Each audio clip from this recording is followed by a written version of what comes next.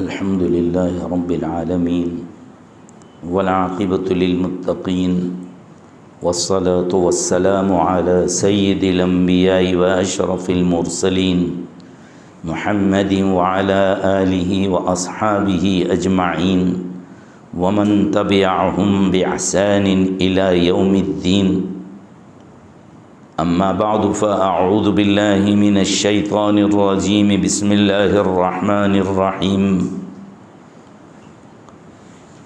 वल अस्र इन्नल इंसान लफ़ी खुस्र इल्लल्लज़ीना आमनू व अमिलुस सालिहात व तवासौ बिल हक़्क़ि व तवासौ बिस सब्र। व क़ाल तआला फ़ला व रब्बिक ला युमिनून हत्ता युहक्किमूक फ़ीमा शजर बैनहुम सुम्म ला यजिदू फ़ी अनफुसिहिम हरजम मिम्मा क़ज़ैत व युसल्लिमू तस्लीमा। सदक़ल्लाहुल अज़ीम। बुज़ुर्गान महतरम, अल्लाह तबारक व तआला से हम दुआ करते हैं कि परवरदिगार आलम अपने फ़ज़ल व करम से कुछ मेरे और आपके काम की बातें कहने की तौफ़ीक़ अता फ़रमाए और कही सुनी बातों पर अल्लाह रब्बुल इज़्ज़त हम तमाम को अमल की तौफ़ीक़ नसीब फ़रमाए। कुरान करीम की एक बहुत ही मशहूर सूरत और इसी तरह से एक आयत पाक तिलावत की है जिसमें हक़ तबारक व तआला ने ईमान की हकीकत को बयान फरमाया है।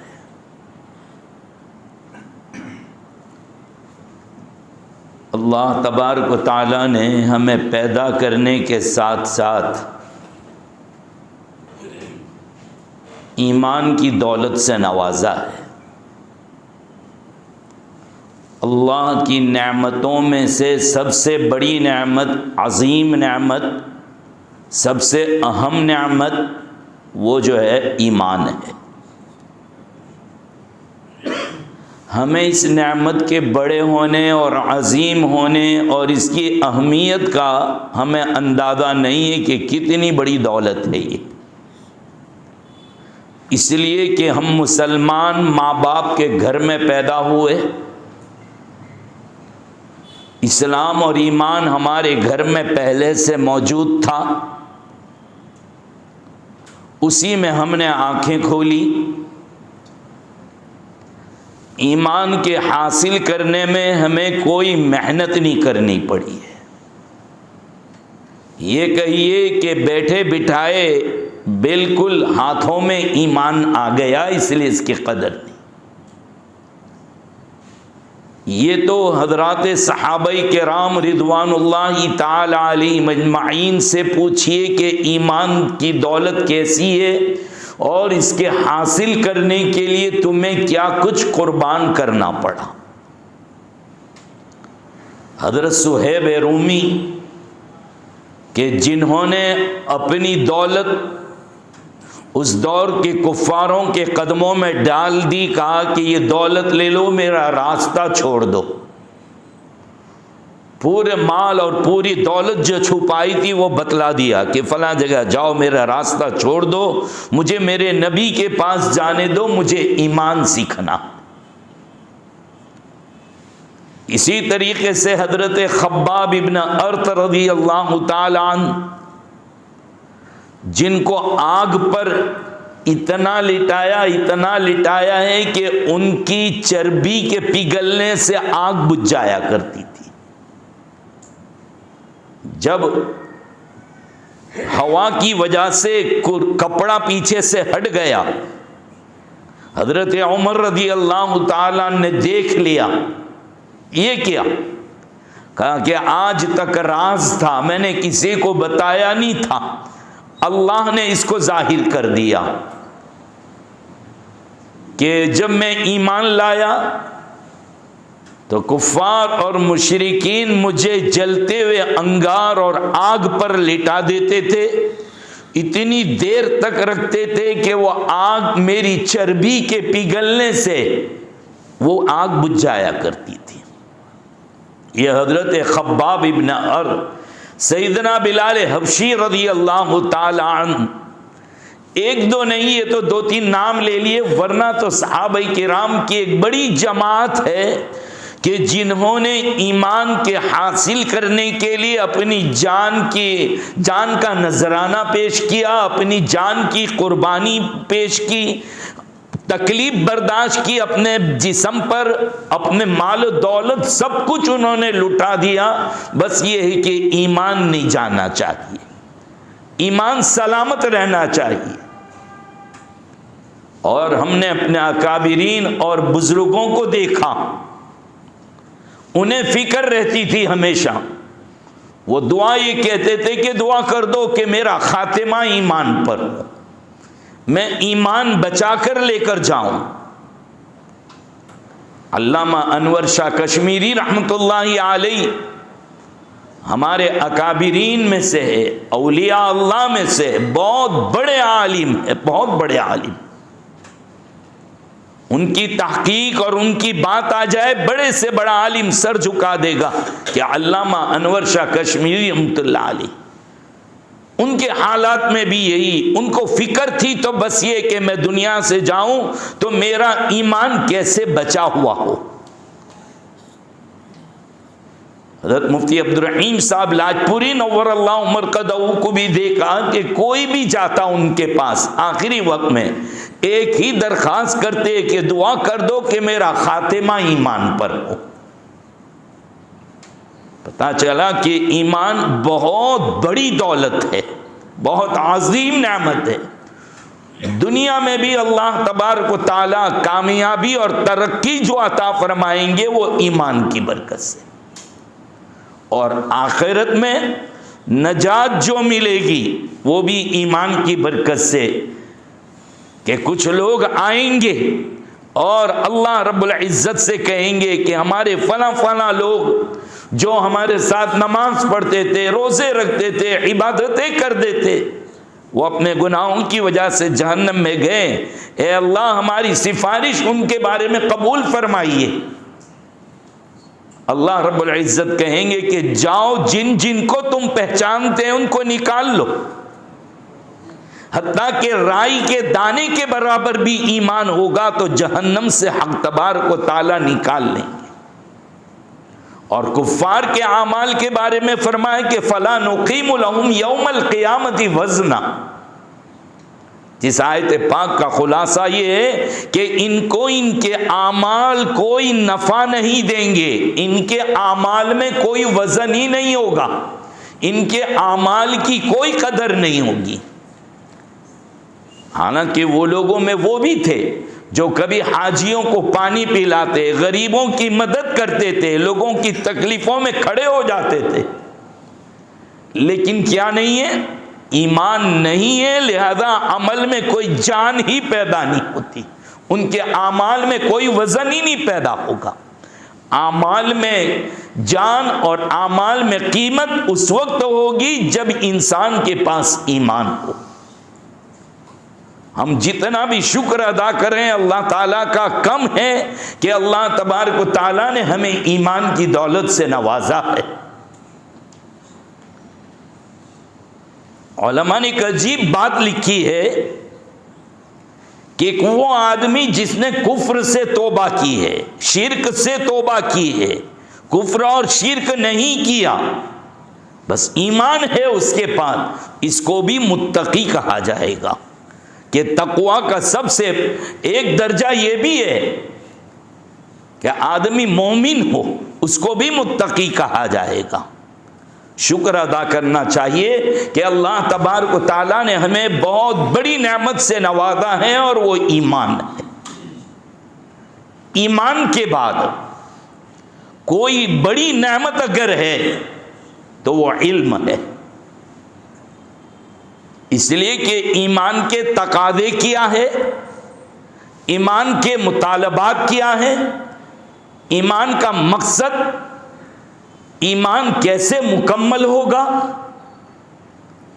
ईमान की बातों पर कैसे चला जाएगा, ये सब के सब इल्म की वजह से समझ में आएगा। अगर इल्म है तो पता चलेगा कि ईमान क्या चीज़ है, ईमान के तकाज़े क्या है, ईमान क्या चीज़ को तलब करता है, एक मोमिन की सिफत क्या होनी चाहिए, किन बातों पर अमल करने से ईमान बाकी रहेगा और कौन से जुमले, कौन से लफ्ज बोलने से ईमान ख़त्म हो जाएगा।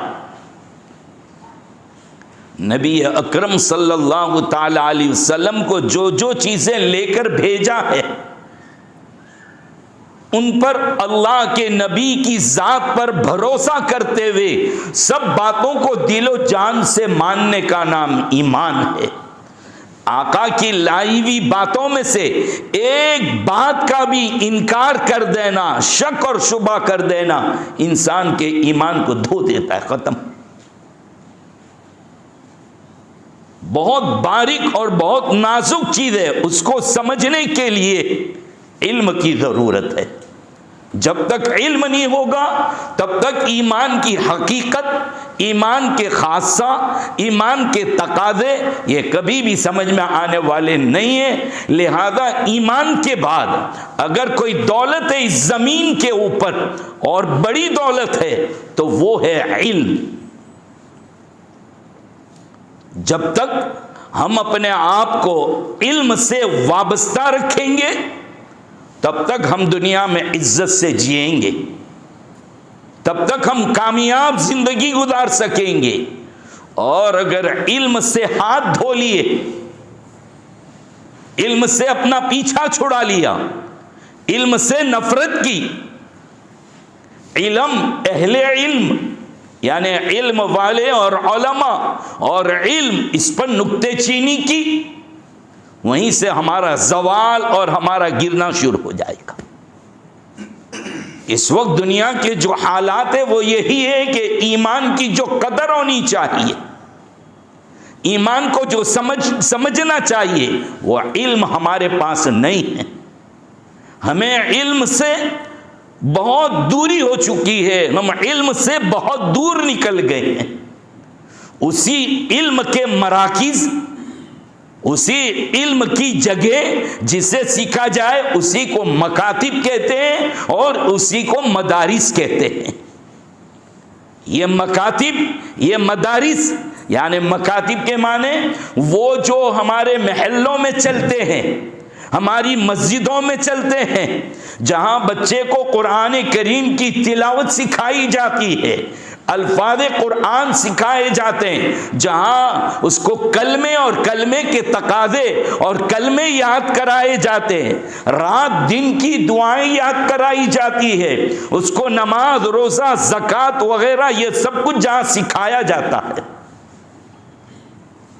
कुरान करीम ने हमारी पैदाइश का मकसद क्या बयान किया? वमा खलक़तुल जिन्न वल इंसा इल्ला लियअबुदून, कि जिन्नात और इंसान को अल्लाह फरमाते हैं कि मैंने अपनी इबादत के लिए ही पैदा किया। यानी इंसान में इबादत की सलाहियत रख दी है।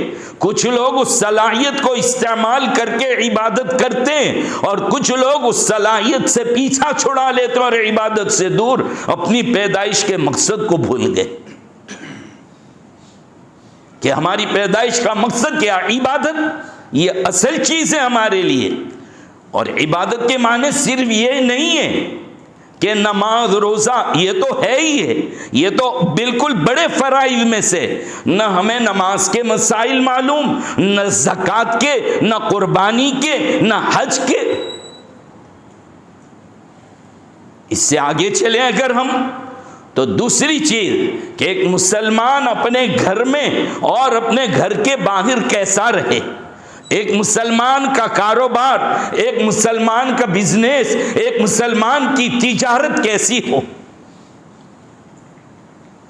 अगर आप इस्लाम की तालीम को पढ़ें, समझें, तो इस्लाम आपको एक बेहतरीन बिजनेसमैन बनाता है। नौकरी कि झंझटों और जंजीरों से निकाल कर एक बिजनेस माइंडेड बनाता है, और वो मजहब इस्लाम है, और यही कुरान और सुन्नत की तालीम भी है। गुलामी की जिंदगी से निकालता है और एक खुद मुख्तार जिंदगी, एक अच्छे से जीने वाली जिंदगी वो सिखलाता है। वो ये इस्लाम सिखाता है, ईमान सिखाता है, कुरान और हदीस वही चीजों को सिखाती है। तो पता ही चला कि ईमान के बाद इल्म वो दौलत है कि जिसे हासिल किया तो हमारा ईमान सलामत रहेगा, दुनिया और आखिरत दोनों जगह पर हम कामयाब। और हमारे इल्म के मराकिज, इल्म का मरकज, इल्म के जगह जो है अहम, वो मकातिब और ये मदारिस है। जब तक ये बाकी रहेंगे, ये सलामत रहेंगे, इनकी इज्जत हमारे दिलों में रहेगी, इनकी अहमियत हमारे दिलों में रहेगी, तब तक हम भी सलामत। हमारी अहमियत लोगों के दिलों में बाकी रहेगी। जब हमारे दिलों में से इन इल्मी मदारिस और इल्मी मकातिब, अगर इनकी सलाहियत, इनकी अहमियत दिलों से निकल गई, इसकी कदरदानी निकल गई, हमने इसको बाकी रखने की फिक्र नहीं की, तो फिर समाज में हमारा वजूद भी बाकी रहना मुश्किल हो जाएगा। हम रहना मुश्किल हो जाएगा, इस समाज में हमारा वजूद मुश्किल हो जाएगा। क्यों? कि ये दोनों मदरसे, चाहे बड़े दारुल उलूम हो, चाहे ये छोटे मकातिब और छोटे मदरसे हो, ये सब हमारे ईमान के संभालने की जिम्मेदार है। जब हमारा बच्चा जाता मदरसा में, आपने देखा होगा वो बच्चा क्या सीख कर आता है? अव्वल कलीमा ला इलाहा इल्लल्लाह मुहम्मदुर रसूलुल्लाह। यही तो असलुल उसूल है, असलुल ईमान है कि मैं गवाही देता हूं कि अल्लाह के सिवा कोई माबूद नहीं और मोहम्मद सल्लल्लाहु अलैहि वसल्लम अल्लाह के रसूल है। फिर गवाही देता है, अशहदु अल्ला इलाहा इल्लल्लाह, मैं गवाही देता हूं। इसीलिए जब हमारे यहाँ से एक आदमी, एक इंसान दुनिया से मरता होता है, जा रहा होता है, और अगर वो कलमा पढ़ ले तो रिश्तेदारों को एक खुशी होती है कि क्या अच्छी मौत आई है कि आखिरी वक्त पर वो कलमा पढ़ते हुए दुनिया से गया। पता चला मुसलमान के दिल में कहीं न कहीं ये ईमान दबा हुआ है। ये ईमान की दौलत इतनी बड़ी, तो ये मदारिस, ये मकातिब, इनको बाकी रखना मेरी और आपकी जिम्मेदारी है। अल्लामा इकबाल रहमतुल्लाह अलैह फरमाते थे कि ये दीन के किले हैं। किला, आप अगर इतिहास पढ़ते हो, हिस्ट्री पढ़ी हो अगर आपने, तो पहले जो बादशाहों का दौर होता था उसके अंदर सबसे अहम मुल्क की बड़ी दौलत किले को समझा जाता था कि अगर किला सलामत है, वहां तक सामने वाले लोगों का कब्जा नहीं कहलाएगा। अगर उन्होंने किले को फतह कर लिया, पूरा मुल्क उनके कब्जे में आ गया। ऐसे ही ये मदरसे, ये हमारे दीन के किले हैं। अगर ये सलामत है तो हमारा समाज सलामत रहेगा, हमारा मुआशरा सलामत रहेगा, हमारा महल्ला सलामत रहेगा। बल्कि हम तो ये कह दें कि हमारा पूरा शहर, पूरा मुल्क, बल्कि पूरी दुनिया बाकी रहेगी। हदीस में आता है ना कि एक तालिब इल्म जो दीन की तालीम हासिल करने के लिए निकलता है, अल्लाह जन्नत का रास्ता उसके लिए आसान कर देते हैं। फरिश्ते उसके लिए पर बिछा देते हैं कि यह अल्लाह का कलाम सीखने जा रहा है। पर बिछा देने का मतलब, फरिश्ते अपनी अल्लाह की रहमत से उसको ढांप लेते हैं।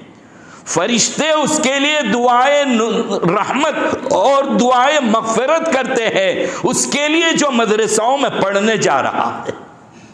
उलमा ने बहुत कुछ माने लिखे हैं। फिर हदीस में आता है कि चींटियां अपने बिल में और मछलियां वो भी समंदर में इस कुरान पढ़ने वाले, कुरान के उलूम हासिल करने वाले, उसके लिए दुआएं करती। चींटी भी और मछली भी। हमारे उस्ताद हज़रत अबरार अहमद साहब दुलियवी रहमतुल्लाहि अलैह वो बहुत अजीब बात फरमाते थे। कहा कि देखो ये दोनों दुआएं करते हैं, बहुत समझदार है, इसलिए कि उनको मालूम है कि हदीस में ये भी आया है कि जब तक ज़मीन पर कोई अल्लाह अल्लाह करने वाला होगा क़यामत कायम नहीं होगी। क़यामत उस वक्त आएगी जब ज़मीन पर कोई अल्लाह अल्लाह करने वाला नहीं होगा। तो ये तालिब इल्म, ये पढ़ने वाला अल्लाह का कलाम जब रोज़ाना पढ़ता है, अल्लाह का जिक्र हो रहा है, कुरान बड़े मदरसा में आओ तो वहाँ तफसीर होगी कुरान करीम की, वहाँ नबी पाक सल्लल्लाहु ताला अलैहि वसल्लम की सुन्नत होगी, काल अल्लाह और काल रसूल का सिलसिला चल रहा होगा। तो गोया वो अपने मतलब में दुआ कर रहे हैं कि इनकी दुआ करो कि ये सलामत रहे तो हम सलामत, और अगर ये ख़त्म हो गए तो हमारा भी खात्मा हो जाएगा। कि वो भी इस अहमियत को समझते हैं। और इतनी अहम लाइन है ये मदरसे वाली, कहा कि चूंटी खाना हराम है और मछली खाना हलाल है। तो गोया इससे इशारा ये है कि ये पढ़ने वाली मखलूक, पढ़ने वाले तलबा इतने अजीम लोग हैं कि हराम मखलूक भी दुआ करती है और हलाल भी इनके लिए दुआ करती है। सबसे छोटी मखलूक चूंटी और सबसे बड़ी मखलूक जो है ना वो मछली है, हाथी से भी बड़ी। हाँ, जब वो मारे तो बड़े बड़ी शीप और जहाज को उल्टा कर रख देती है। इशारा इस तरफ है कि छोटी सी छोटी मखलूक और बड़ी से बड़ी मखलूक वो भी उसके लिए दुआएं करती है। चींटी जमीन पर रहती है, मछली पानी के अंदर रहती है। इशारा कर दिया कि जमीन के ऊपर रहने वाली मखलूक, जमीन के अंदर पानी के अंदर चलने वाली मखलूक वो भी इसके लिए दुआएं करती है। और सब इसीलिए करते हैं कि ये जब तक पढ़ने वाले रहेंगे दुनिया बाकी रहेगी, दुनिया सलामत रहेगी। लिहाजा हमें इसकी कदर करनी चाहिए। हम ये नहीं कि हम हाथ धोकर, हमें गैरों से कोई शिकवा नहीं है। उनको पता नहीं कि कुरानी करीम क्या है, उनको पता नहीं है कि हदीस रसूल सल्लल्लाहु ताला अलैहि वसल्लम क्या है, उनको नहीं मालूम है कि हुजूर सल्लल्लाहु अलैहि वसल्लम रहमतुल लिल आलमीन कैसे हैं। हमारे लिए भी रहमत, उनके लिए, पूरी दुनिया के लिए रहमत है। ये सबक हमने दुनिया की कौमों को समझाया नहीं और वो लोग इससे वाकिफ भी नहीं है, वो लोग वाकिफ भी नहीं है इससे। उनसे तो कोई शिकवा नहीं, शिकवा हमें अपनों से है कि जो अजीब किस्म की मखलूक है, या हम लोग बड़े अजीब किस्म के लोग हैं कि मदरसे के ऊपर एतराज़ात हमारी तरफ से। पहले मकातिब 2.5-3 घंटे के होते थे, बच्चा चाहता था, लेकिन अब लोगों ने यह कहना शुरू कर दिया सिर्फ कुरान तो पढ़ाना है, उसके लिए इतनी सब देर, एक आधा घंटा, पौन घंटा। एक तो दुनिया वालों ने ऐसे रास्ते तंग कर दिए, स्कूल के टाइमिंग्स और ट्यूशन ये दोनों को लाकर, तीसरा होमवर्क ये लाकर मदरसे के औकात को बिल्कुल, जैसा मैं मालूम भी नहीं, साइलेंट किलर की तरह, साइलेंट किलर की तरह हमारे बच्चों के दिलों से भी मकातिब की अहमियत को निकाल दिया। एक तो उनकी तरफ से पूरी मेहनत, दूसरा हमारा हाल ये है कि हमने खुद मकातिब पर एतराज, ऑब्जेक्शन लेना शुरू कर दिया।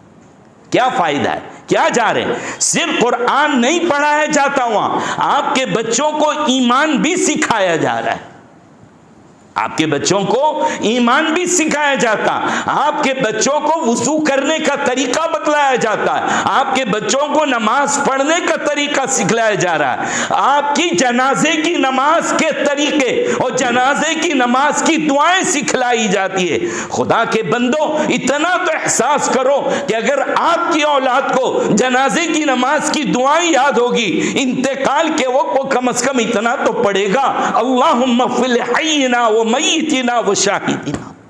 अगर याद नहीं है, एक बेटा अपने बाप के लिए अल्लाह से कैसे दरखास्त करेगा कि अल्लाह मेरे बाप की मग़फ़िरत फरमा। आपने तो नहीं सिखाया, इसलिए कि आपने इसकी कदर नहीं की। लेकिन मदारिस मकातिब जो सिखा रहे, आपने उन पर भी एतराज किया। यही एतराज बड़े मदारिस के ऊपर भी है कि ये मौलवी लोग हैं, मदरसा में क्या सीख रहे हैं, दुनियादारी इनके पास क्या है, ये कैसे खाएंगे। मौलवी तो बड़ी अजीब चीज है। अगर वो अच्छा खाए, अच्छे से रहे, तब भी लोगों को एतराज हो कि कहां से आया है, कोई खजाने की चाबियां हाथ में लग गई है, क्या हुआ। साइकिल पर फिरे तब भी एतराज, स्कूटर ले लिया हो तब भी एतराज, क्या बात है, कहां से आया।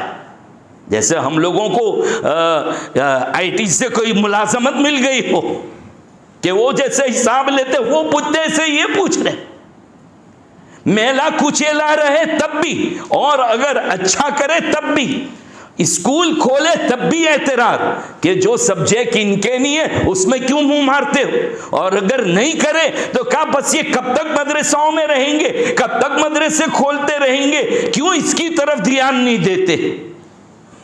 वो आ रहा है ना लकड़े काटने का, वो आते हुए भी काटता है, जाते हुए भी काटता है। मदरसा में हुनर क्यों नहीं सिखाते। सबके जहन में ये भूसा भरा हुआ है, अरे वो हुनर को आप छोड़ दीजिए, हमारी रोटी बोटी की आप फिक्र छोड़ दीजिए। हमने को जो कुरान, ये जो तालीम है वो आखिरत की है, और असल जिंदगी आखिरत की है। रहा दुनिया में जीना, अल्लाह दे देता है जितना हर आदमी अपने मुकद्दर का लेकर आता। आप बोल बोल कर टेंशन दे देकर आप क्यों माहौल को खराब कर रहे हैं। खुदा के वास्ते मेरे भाइयों, मुझे आपको डांटना नहीं है, सिर्फ इतनी बात कहना चाह रहा हूं, खुदा के बंदो अपनी जान से, यानी अपनी औलाद को पाबंदी से भेजिए, मदारिस मकातिब का रुख कराइए, पाबंदी से भेजिए। और अल्लाह ने माल और दौलत दी है तो इस मदारिस को बाकी रखने के लिए अपने माल से भी ताउन कीजिए। लेकिन बड़ा ताउन, बड़ी मदद ये है कि मदरसे के मामले में चौकन्ना हो जाइए, होशियार हो जाइए, पाबंदी के साथ भेजो, वरना आगे हालात जो आ रहे हैं वो इससे ज्यादा खतरनाक। हुकूमत ने पूरे इरादे कर लिए, कभी औकाफ वक़फ़ बिल पास करके वो आपकी औकाफ की मिल्कियत को खत्म करके डायरेक्ट निशाना मसाजिद और मदारिस है। कब होशियारी में आएंगे, कब हम समझ में आएंगे। कहीं किसी स्टेट्स के अंदर ये बिल लाया जा रहा है कि मकातिब और मदारिस को यूनिवर्सिटीज और कॉलेज के साथ ज्वाइंट कीजिए, यानी वहां जो तालीम दी जा रही है वो तालीम अब यहां होनी चाहिए। एक तो 2 घंटे के लिए कुरान के लिए दिए, उसमें भी ये हाल होगा, कब हमारी औलाद का ईमान सलामत रहेगा। पूरी उसके ऊपर निगाहें हो रही है, फोकस किया जा रहा है कि बस इनको बेईमान बनाया जाए, इनका ईमान सल्ब कर लिया जाए। बगदाद वगैरह की तारीख को पढ़िए, बगदाद की तारीख को पढ़िए, जहां एक दौर में हमेशा काल अल्लाह और काल रसूल की तालीम हुआ करती थी, लेकिन वहां पर यही दीन से दूरी भी, तो हालत खराब होते गए, मदारिस छीन लिए गए, लोगों की जहनियत ईसाई वाली जहनियत बन गई। कहते हैं कि जब बगदाद का सुकूत हुआ, यानी बगदाद के जब हालात मुसलमानों के गिरे, हज़रत मुफ्ती तकी उस्मानी साहब दामद बरकातुहुम अपने बयान में फरमाते हैं कि एक मरतबा जब बगदाद जाना हुआ, वहां के हालात को देखे, वो काल अल्लाह और काल रसूल हमारे मुल्कों में वो वहां पर नजर नहीं आ रही थी। कहा कि एक मरतबा जब शेख अब्दुल कादिर जिलानी आली रहमा के मजार पर हाजिरी हुई तो पता चला कि वहां एक बड़े मियाँ, एक बुजुर्ग, एक अल्लाह वाला वो बैठकर तालीम दे रहा है। उनसे मुलाकात की, जब बातचीत की, कहा कि आपके यहाँ कौन सी किताबें पढ़ाई जाती है ये बड़े मदरसों में। हज़रत ने फरमाइए, कहा कि रो दिया उन्होंने, कहा कि मेरा पैगाम अपने मुल्क के उलमा को दे दो, मुसलमानों को ये बतला दो कि मुसलमानों यही ईमान बचाने का रास्ता है। खुदा के वास्ते अपने ईमान को बचाने के लिए जितनी कुर्बानियां देनी पड़े वो कुर्बानियां देकर इन मदरसाओं को बाकी रखो, वरना तुम्हारी जान ईमान कुछ सलामत रहने वाला। बहुत अहम चीज़ है कि ईमान दी, ईमान को समझने के लिए इल्म के लिए मकातिब और मदारिस है। अल्लाह तबारक व तआला मुझे और आपको इस पर अमल की तौफीक नसीब फरमाए। व आखिर दावाना अनिल हम्दुलिल्लाहि रब्बिल